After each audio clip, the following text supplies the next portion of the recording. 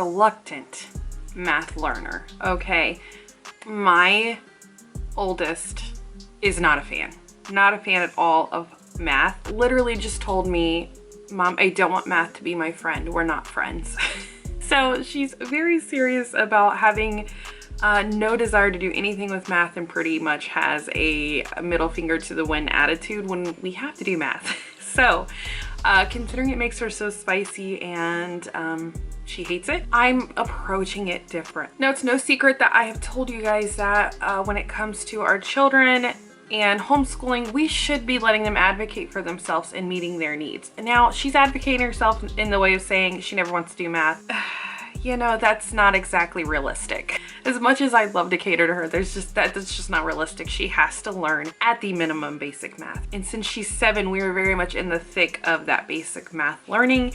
And she is quote unquote behind compared to other kids because she hates it.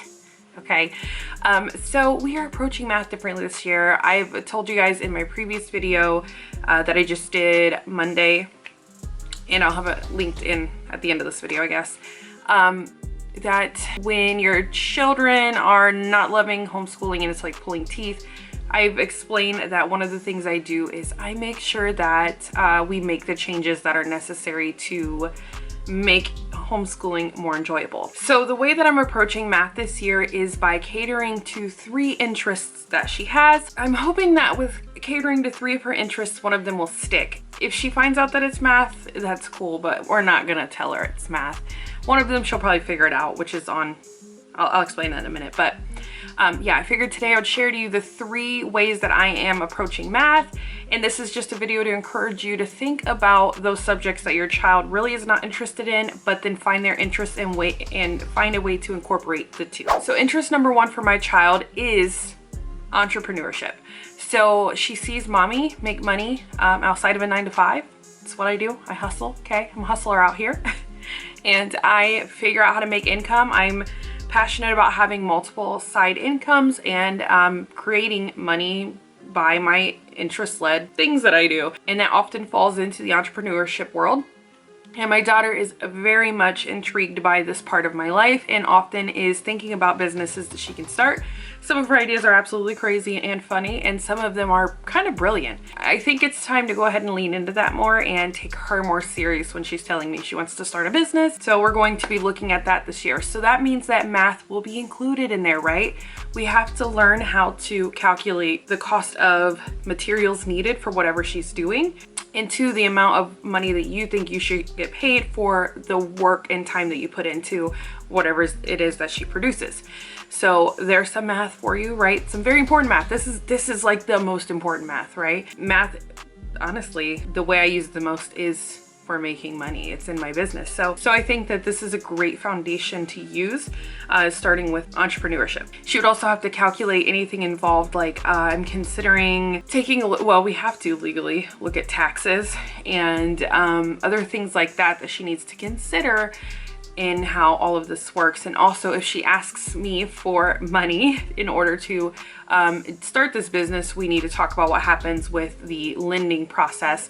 Now, of course, I'm mommy. I'm not going to charge her the way that a bank would for a business loan, but we're going to kind of look at the pros and cons of getting a business loan through mommy, of course. And that way she can make those decisions as she grows on whether she finds those things worthwhile or not. Because for me, business loans are not worthwhile. Maybe she'll feel the same, maybe she won't. I let my children decide that. But yeah, we're going to be looking at all of that. We're getting some real life skills going on, right? We're going to learn about things that she can do in her own life as she gets older. And then we're also doing some of that basic math and learning overhead costs and product costs and our work and time type of costs, how much we should charge for our business, things like that. So that's going to be one awesome way to address it. I'm not sure if it's the exact business we're going to buckle down on. She has a few really great ideas. Some of them do require a learning curve, which is also another great lesson because sometimes I have to dive into a learning lesson before I can start something that I make money off of. This is one way that I'm going to do it. Of course, I'll give you guys updates. I know it sounds sporadic right now, but that's because we're just at the beginning of the year and me figuring it out. I'm gonna figure it out as we go. Okay, so interest number 2 that we will be addressing to do math is a proven one that I know works, and she has no idea it's even math. And that is in the kitchen, math in the kitchen. I do have a book I'll share with you guys at some point. It's called like Dr. Wright's kitchen table math or something like that. I'll share it at some point for you guys. But she doesn't even realize the math that she's doing in the kitchen. We talk fractions and all of that in the kitchen, and she doesn't even realize it. I purposely, like say something needs 2 cups of flour, I purposely go get a half measuring cup.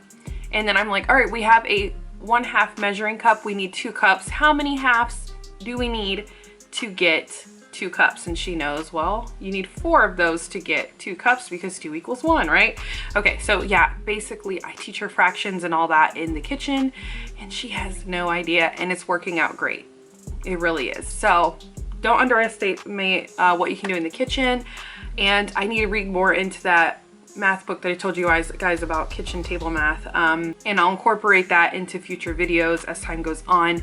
But yes, this is a short one with very little expectation of explanation. Just use the kitchen as a way to teach math, and your kids will probably love it too. What kid doesn't like to get their hands messy and cook? And the third way is game schooling. Okay, I'm just going to get a ton of math games, maybe by like 1 a month, and add on over time, and I'll even do a haul at some point of those math games. But that's what we're going to do as the third option. I'm just gonna get a ton of math games.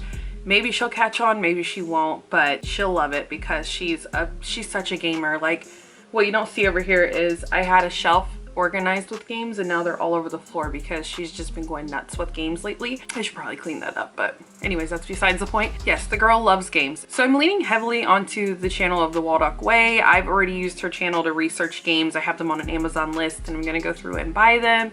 And we're just gonna do math games and let that be the way that she figures out math, because I've just learned that with her, curriculum doesn't work. I was gonna go out of my way to buy, what is it, Right Start Math, which if you don't know is hella expensive to start with. It's over $200 between the kit and the curriculum to start. And I'm like, this is a kid who just hates math, and I don't think it matters how fancy the program is. I think she's just going to hate it. So I decided to nix that idea and to focus on these 3 areas. So yeah, it's gonna be entrepreneurship, math in the kitchen, and game schooling with math involved. If you're curious about a game schooling haul, you can click this video over here. I share some of the games that we actually use for game schooling for my oldest child. And if you're interested in more about our homeschooling, check out this video on the bottom for more. I'll see you over there in one of those videos. Have fun homeschooling.